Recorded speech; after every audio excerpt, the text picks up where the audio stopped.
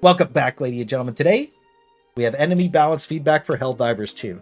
The main thing that prompted this was there is more people that would rather stay idle on their Super Destroyer than play the Illuminate. This isn't like a today problem. This is a problem for, like, months. Like, ever since Super Earth ended, this has been the key factor and issue with the Illuminate. Everybody has crazy fatigue on it, and it's just genuinely not that enjoyable to play. So this balance feedback might not be the end-all, be-all to every single thing that should happen in the game. It's just general feedback that I put together with my community so that hopefully the game can improve and get better and give their factions their, like, true identities back. More so just the Illuminate more than anything else. So, more than anything, the game should not receive any changes until they're tested properly. Rushing things out is removing positive fixes and introducing bugs or broken mechanics that actively makes the game worse for things that are not important to rush out. This has been true for quite a few patches now. This is also not trying to change the true vision of the game, but to make it more fun, fair, and challenging at the same time, so every faction is enjoyable and interesting, which the Illuminate is clearly not, as more people would rather idle than play it if it's not a major order. Two quick suggestions was that Eagle Sweat Booster to make more enemies spawn, and it attracts all the enemies on the map to you. Just as a booster, I think that would be perfectly fine as like a difficulty slider. And then adding a ragdoll safety mechanism that stops you from being ragdolled for 3 seconds after being ragdolled 3 times in a row, just to create an environment where the really bad interactions, where like this doesn't happen. He was probably damaged from the other one. I'm drowning. I'm drowning in the floor. I'm drowning in the floor. I'm drowning in the floor. I drowned in the floor. I drowned. Someone clip that one, actually. Even though it's peak content in the moment, it's not the most fun to play. W thickums, bro. We love thick fillet. But yeah, something like that would go a long way. So the first thing we'll talk about are the Illuminate. A lot of people feel like it's lost its faction identity, and personally, that's how I feel. I know the majority of my community feels the same way. And with the additions of Leviathans and Meatballs, that made that happen. They used to be an engaging, horde clearing, and super fun medium heavy class unit faction, but Meatballs and Leviathans do not fit this theme. Sub-faction suggestion was just tons of voteless, so as it is. But we'll talk about flesh mobs. Basically the big problem that the majority of people have. Flesh mobs currently make the faction less engaging and fun to fight in their current state by removing what made the Illuminate fun as a horde faction by replacing the voteless spam with bullet sponges. And then I think that the spawn mechanics of flesh mobs should be like 1 flesh mob per 40 voteless, just as like a patrol or just like a general mechanic to make it feel like more of a boss of the voteless. And then it just reignites that faction identity where you have this amalgamation with a bunch of zombies, because that's what makes the Illuminate fun to fight in the first place. And I personally believe that 3 flesh mobs are like annoying, maybe not the most fun to deal with, right? But like one flesh mob with 40 voteless would be way harder to deal with and way more fun to fight in general, right? So this feedback is based on the enemy being reasonable kill in a cadet loadout, which currently I don't believe that the Meatball is basically like in that though. So the main fixes that we wanted after coming together with it were the attack hitboxes are much larger than the modeled animations, which you can see in this clip right here, slowed down. You'll be able to see the hand swing right by me, and it still ragdolls me and knocks me to the floor. This is one of the problems with this enemy, is this that like its hitboxes don't match the animations. Like maybe you could tell me that like this finger touched the pixel of my weapon, perhaps, and sent me absolutely flying through the air or into the floor. But I don't personally believe that that's a very good mechanic, and I think that the animations should be modeled a little bit better. The charge attack animation ragdoll radius is much larger than the Meatball. So same thing with the charge as the arm would be. So I think that the arms should not ragdoll you in a charge. I don't think that should be a thing. They should tighten the turn radius, because currently like they can just go like 90 degrees or whatever. So it should not be able to have the ability to turn as easily as it does. And then a stun or EMS should be able to stop the charge, which is also an enrage that removes stuns. So that'd be good. One of the biggest issues with the game is a ton of enemies are phasing through walls and floors. Meatballs do that more than anything else. And then the meat spin attack needs a longer internal cooldown. That's where they do the wobbly hands and they just kill you. And then the enrage needs a longer internal cooldown, so that way like it just doesn't do it as often and just make the enemy more fun to fight. and then destroying a leg should remove its ability to charge. I think that's perfectly fair. As for mechanics, it already takes 2x fire and 2x electricity, so it's a status enemy that should also take 2x gas damage. That would just make sense. Popping the head should deal 400 bonus damage to the main, similar to a Bile Titan sack. Currently, it doesn't take bonus damage when you remove a piece of it. If you removed 9 heads on the front of it, it would take a total of 5,600 damage, and then you just have to shoot it for 400 more damage, and that would just reward accuracy with ballistic weapons and make the enemy just generally way more fun to fight. And then out of a horror movie, if both legs are destroyed, it should run on all 4 arms to charge at you. I think that's pretty fair. How about drop it in the middle of the thing? So hands up emoji if you think Age will release ODST SMG pathetic light pen. Every time with the light peen. All right. So next up we have Leviathans. The enemy completely removed the Illuminate's faction identity of being able to take medium pen weapons for everything, and generally just makes it feel bad to play in almost every single situation. The identity of the Illuminate originally was that you could just be like literally like a crackhead teenager running through with a medium machine gun and just blast everything, right? And this removes that identity. So that feels really bad. And one of the biggest problems I have with Leviathan is that it's designed to be ignored. It's one of the coolest and most interesting enemies in the entire game, right? It shouldn't be an afterthought. It should be an engaging part of the faction that you want to fight, that it's like a boss threat. And the rework we're suggesting here also explains just how a few planets got glassed by the Illuminate on the way to Super Earth, so that way we have a little bit more of a loreful explanation. So our fixes are the turrets have too much effective HP by the time you kill them with any AP4 weapon. The Leviathan basically flew away already. Anybody who's done that already knows how that feels. It's just not very good. And mechanically, we would like to overall just completely reworked. All 4 of the front-facing turrets should just be harvester lasers that like beam, probably within 50 meters of it, right? And then it just kind of tries to chase you down with lasers instead of shooting ragdoll turrets at you that can one-shot you. I think this would be more fun overall, probably more lethal and definitely more scary and imposing and make you want to deal with them. And it also forces it to come at you. But more than anything, the big circle under the front should be a massive harvester laser that shoots straight down and should try and chase you with that giant laser. And it should scorch the ground like an orbital laser and just blast everything on the way to you.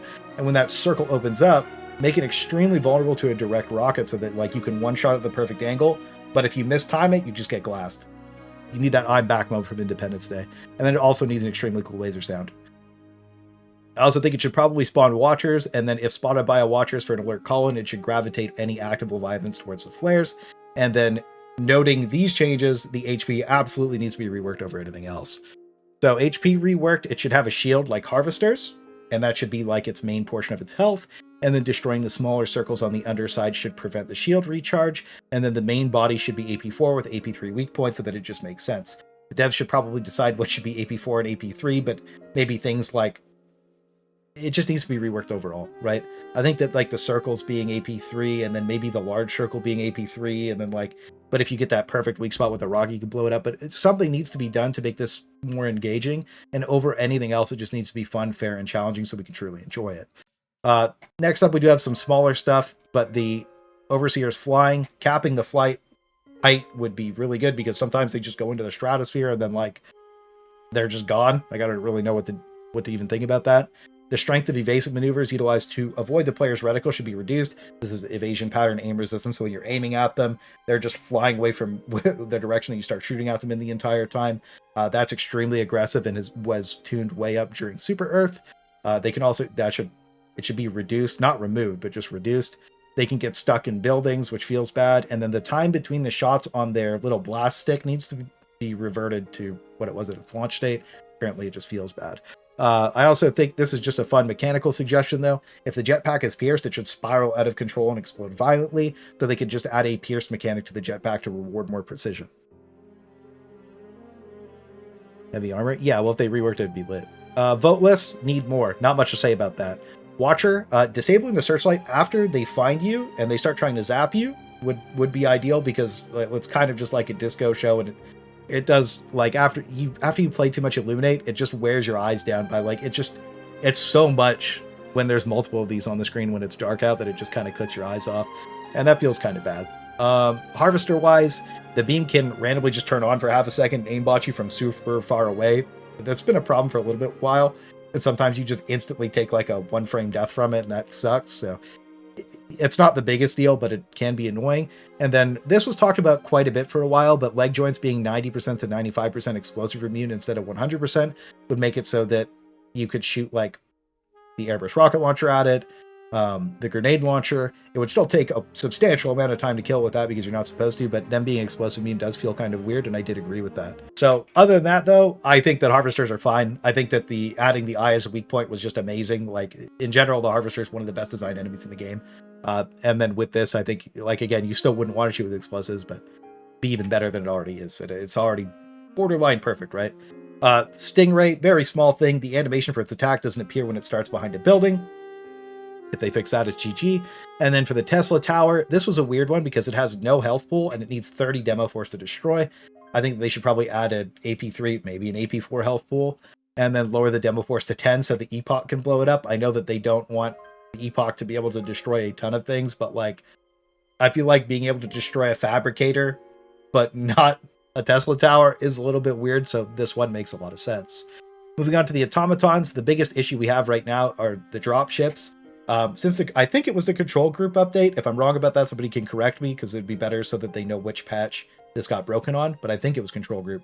Drop ships, I know in the cities they were flying enemies through buildings and blowing them up before that, but now even on the open world, enemies are just getting killed by the G forces and of them flying in, and they don't even get to deploy them.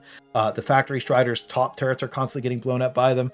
So this is something that they really need to look at so that the enemies can actually be flown in to drop off and actually fight, right? Like, you don't blow the dropship up and the enemies die on it. The enemies are just all dead and then the dropship flies in with nothing.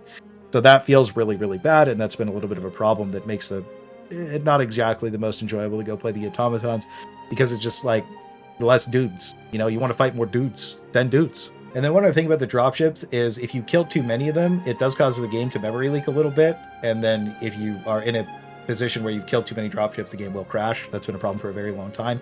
The smoke does despawn now from them, and they have been improving it over time, though, so that's just something to keep in mind. War Strider. This enemy has no true AP3 weak point and goes against the automaton's faction design.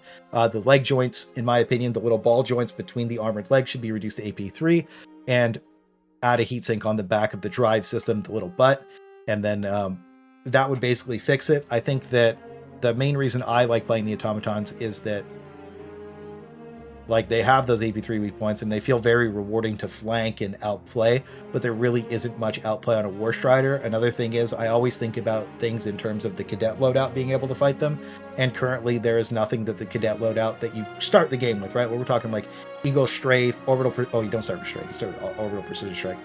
The machine gun, just a normal AP3 machine gun. That's what I always liked about the bosses, is a new player could drop into the bots and kill everything if they tried to learn the game. But currently you just can't kill a War Strider with a machine gun. That doesn't really make a lot of sense to me. And adding the ability to do that, even if it is just the ball joints, would make a ton of sense. It'd make the game feel infinitely better to play for quite a few people. I also do think that they should remove the ragdoll from the lasers. The grenades are enough. They could improve the explosion radius to deal more damage on the lasers maybe, but just in general, like, it creates really bad interactions where we saw Thick get shot into the ground, and then you just have me just getting, like, knocked around like crazy. If there's more than two, it's pretty cooked. So I think that would be a lot more fun. They already spam a ton of grenades, so I feel like that would be perfectly fine. As for the heavy devastators, I still think the shield should be destroyable with AP5 currently. That you can't break the shield, so like, it is what it is. I'm okay with it being a super alloy, but it does. That's been old feedback for a very long time. Scout bunker turrets, they have no real weak point. It's visual, but it's not AP3. The heatsinks on the back of it, it should be that. I still don't think it should have ragdoll and damage. It should just be damaged. Maybe lower the accuracy a little bit. Whatever, like something there needs to be something here. There was some people saying that the gray on gray makes them like good because it makes the base harder to engage, but like on some planets like the moon, it makes them, in my opinion, too hard to see. So they should be more visible, maybe with a targeting laser or something. That way you can see them. And then there's like a Chinese mod that like literally has the laser like where they're shooting, so I think that'd be really good. And then I also have a suggestion to either change or add some scout bunker turrets, so that they have two Gatling guns, and then they spool up and just start blasting you factory strider style, of course with cool audio. So rocket tank, the cook-off should be insane and kill everything around it in decent radius, maybe half the size of a hell bomb. It just makes sense for realism and immersion. And it should kite away from you like an alpha commander, not drive at you, because it's trying to suppress you. It's trying to lock your position down. And I feel like it would make it more interesting to fight and be stronger. And this, just for reference, this is what the rocket tank used to do. Rocket tank, blast him! Uh-oh. Just keep shooting him. He'll die. You're getting him. You're getting him. You're getting him. You're getting him. You're getting him. My turn. All right, we didn't get him. We didn't get him, guys. Hang on, I got full ammo. Grenade out! Yeah, get him. I threw 4 at him. I got 4 on him. Take him down. The old days, bro. The good old days. Oh my god. Patch one That's brush. super. Hell yeah. Oh, he's still alive. It's alright. I gotta reload. I'm coming. Oh fuck! No way! I finished the job. Oh shit, man. So yeah, some people say it used to be better. I don't know about that one, Chief, but it's what it is, guys.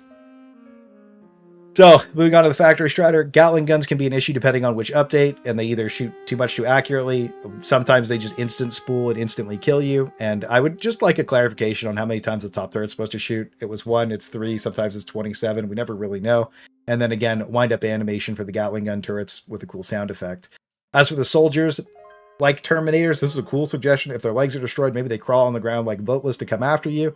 And then just some sub-faction suggestions, which, by the way, if anybody has any cool sub-faction suggestions, just drop them in the comments and we might add them. But adding a fire tank for the incineration core, kind of like the Sisters of Battle immolator tank to drive out you and cook you up, would just be insanely cool. And maybe a special fire-based Factory Strider with a fire mortar and flamethrowers that maybe even is just a little bit faster and just comes at you and tries to kill you. EOF was something else. Dude, they're the good old days, huh? Jet Brigade, Jetpack Factory Strider. Just saying, I want that thing to be coming in hot. I don't know why I want that, but it is what it is. Maybe a new sub-faction called the Laser Brigade. Instead of being burst-focused like lasers, maybe it's just beams. They're just trying to cook you with like scythes, laser cannons, stuff like that. Like, that'd be really fun. And then a really interesting idea was like Overclocked or like Scout Brigade, where they're twice as fast with less armor, and then have a sniper. That'd be cool. And then Cyber, of course. Moving into the Terminids, sub-faction suggestions. We didn't really do anything with these. They already have some. Chargers, they still have that shoulder iframe. It's right, R left, where you can hit it with a rocket, and sometimes it just desyncs and doesn't break the back or kill the charger. You know what I mean? That can be a problem. The fast walk into a one-shot is cheesy. That's been in the game for a while. It doesn't really make sense. They can spin around when they're stunned, which sucks, and the turn radius is completely broken. They have a crazy aggressive turn radius. I think they should revert the turn radius on all chargers back to patch 1. We have the same feedback for Behemoth chargers because they're just a little bit...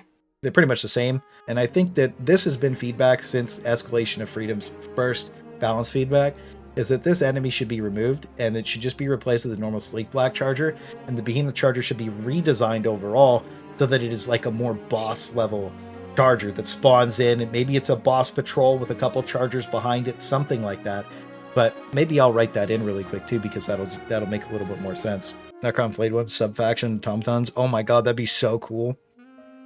Flayed Ones just fucking like, oh my god, that'd be sick actually. That's a really cool idea. Guys had speakers that blasted bot marching. Oh, hang on, you know what? We did miss one thing to go back up and talk about. The fire shotgun devastators can one-shot you very far away again, because they had their little thing where like the Minnum pellet tech, that how they work is like if they shoot you and like one pellet clips your head, it'll just one-shot your character, and that can be from very far away.